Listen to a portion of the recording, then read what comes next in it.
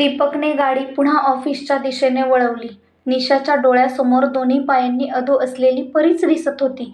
दीपकशी काय बोलावं, कुठून सुरुवात करावी याच विचारात ती गढून गेली होती. तिला तिचं डोकं जड जड होत असल्याची जाणीव झाली. खरंच विचारांचा भार माणसाचं मन, मेंदू, शरीर थकवून टाकते. मनाला सुन्न सुन्न करून टाकते. निशू, दीपकच्या आवाजाने निशाच्या विचारांची तंद्री तुटली. तिचं सर्वांग शहारलं. कारण त्याच्या तोंडून निशू असं ऐकताच तिचं मन अस्वस्थ व्हायचं आणि हे बेलगामी मन क्षणात भूतकाळात शिरून दुःखद आठवणींना ओढून ओढून आणायचं आणि या वारुळातून मुंग्या बाहेर पडाव्या तशा या आठवणींची रीग लागायची. निशा कोणत्या तरी गूढ विचारात गढून गेली हे दीपकच्या लक्षात आलं. तिचं अवधान खेचून घेण्यासाठी आणि तिच्या विचारांची दिशा बदलवण्यासाठी दीपकने गाडीत गुलाम अली यांची गझल सुरू केली. हम तेरे शहर में आए हैं मुसाफिर की तरह, सिर्फ एक बार मुलाकात का मौका दीजिए. निशाच्या विचारांची तंद्री तुटली आणि ती एकाग्र होऊन गझल ऐकू लागली. जोपर्यंत दीपक स्वतःहून काहीच सांगणार नाही तोपर्यंत त्याच्या भूतकाळातील उलथापालथ आपण विचारायचीच नाही, असा निशाने मनाशी निर्धार केला. निशू, विचारणार नाही माझ्या आयुष्याबद्दल, परीबद्दल? दीपक केविलवाण्या स्वरात म्हणाला. घरातील एकंदर परिस्थिती पाहता बरंच काही लक्षात आलं.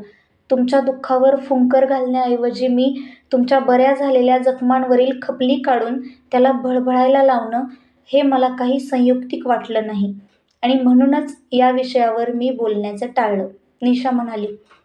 तुला वाटते का या जखमा बऱ्या झाल्या असतील म्हणून?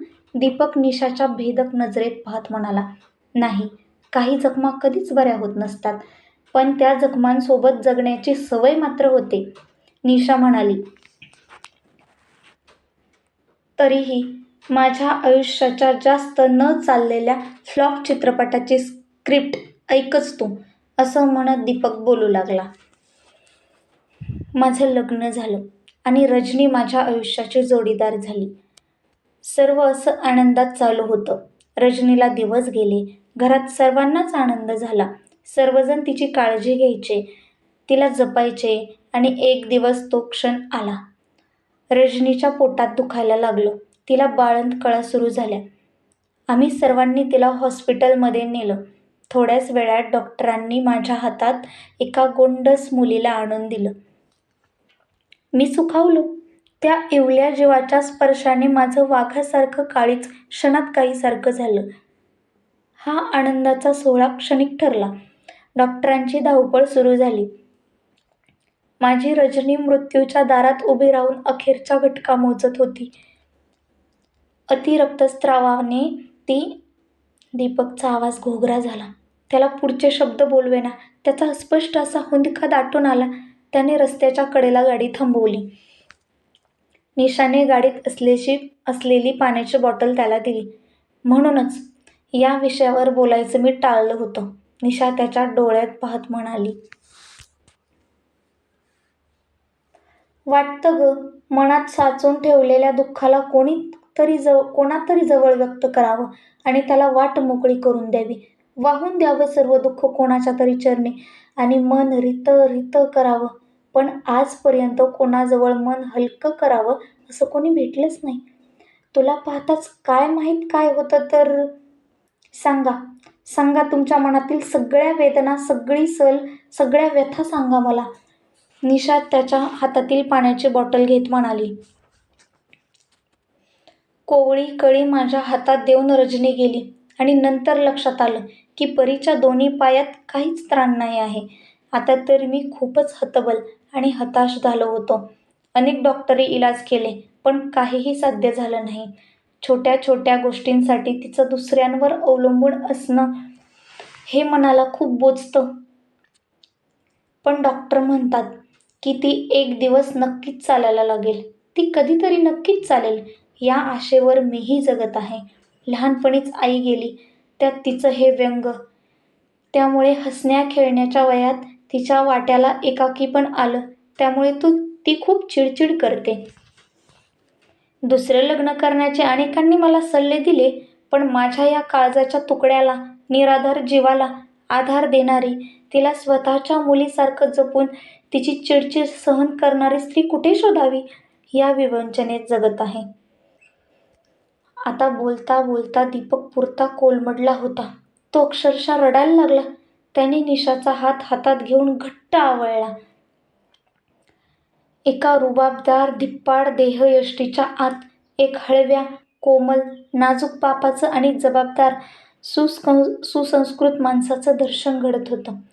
ज्या व्यक्तीने आपल्या अतीव दुःखाच्या क्षणी आपल्याला आधार दिला, बिझनेसमध्ये आपल्याला सांभाळलं, आपल्याला वेळोवेळी मदत केली, ज्याच्या वागण्यात, बोलण्यात कमालीचा आत्मविश्वास आहे, तो माणूस आतून इतका हळवा असेल याची निशाला पुसटशीही कल्पना नव्हती. दुसऱ्यांना आधार देणारा आज स्वतःसाठी एक विश्वासाचा आधार शोधत होता. खरंच समाजात जगत असताना प्रत्येकाला सर्व काही मिळतं असं नाही, तरीही सर्वच गोष्टीचं भान ठेवावं लागतं. मन मारून, जबाबदारीची जाणीव ठेवून, तर कधी लोक काय म्हणतील या विचाराने मनात असूनही बऱ्याच गोष्टी मनातल्या कप्प्यात साठवून ठेवाव्या लागतात. सरळ साधं आयुष्य, प्रिय असणारे आणि चुकूनही न चुकणारे, पण आयुष्यात आलेलं एकाकीपण, प्रेम ही एक उणीव त्यांना असह्य करून टाकते. आणि अनाहूतपणे कोणीतरी त्याच्या आयुष्यात डोकावतो. ती एक वेळ अशी असते की तेव्हा मनावरचा ताबा सैल व्हायला लागतो. अतृप्त भावनाला उफाण यायला लागतं. तसंच काहीसं दीपकच्या बाबतीत घडत होतं. दीपकचं दुःख ऐकून निशाला आपलं दुःख खुजं वाटत होतं. खरंच मानवी मन किती विचित्र आहे. समोरच्याचं दुःख आपल्या दुःखापेक्षा किती मोठं आहे हे पाहून त्याला कुठंतरी समाधान भेटतं. आपला दुःखावेग कमी झाल्यावर दीपकची गाडी भरधाव ऑफिसच्या दिशेने निघाली. ऑफिसमध्येही दोघेही आपापल्या कामात व्यस्त झाली. त्याची नजर चोरून निशा जेव्हा जेव्हा कामात गढून गेलेल्या दीपककडे पाहायची, तेव्हा तेव्हा तिला या गोष्टीचा अचंबा वाटायचा की थोड्या वेळापूर्वी ओक्साबोक्शी रडणारा, भावनाविवश होणारा, हतबल झालेला दीपक हाच का? त्याचं वागणं, बोलणं नुसतंच आत्मविश्वासाचं नसून त्यात एक पोक्तपणा होता. त्याच्या प्रत्येक हालचालीतून, वागण्यातून निशाप्रती आदर, आपलेपणा, विश्वास आणि प्रेमाची झलक दिसत होती. आणि त्याच्यातील हा बदल चाणाक्ष निशाच्या निदर्शनास येत होता.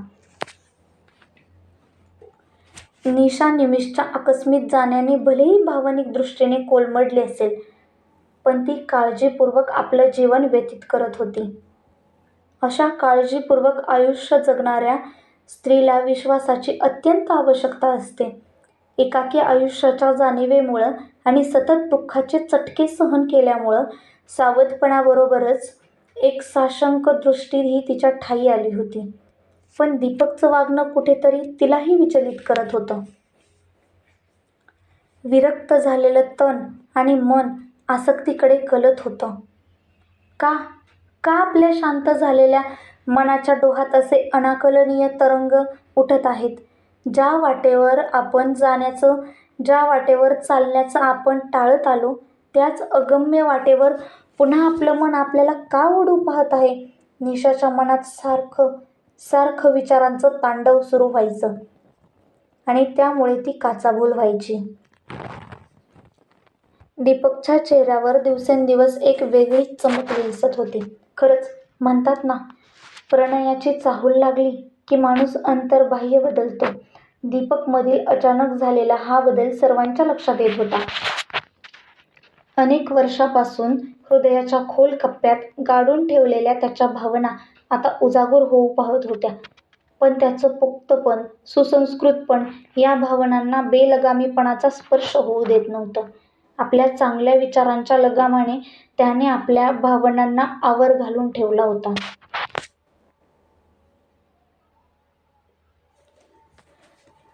ही कथा तुम्हाला कशी वाटली? आवडल्यास लाईक, शेअर आणि आपल्या चॅनलला सबस्क्राईब करा. आणि हो, या कथेचा पुढचा भाग लवकरच मी घेऊन येत आहे. तोपर्यंत वाट बघा. व्हिडिओ पूर्ण पाहिल्याबद्दल तुमचे खूप खूप आभार. थँक्यू.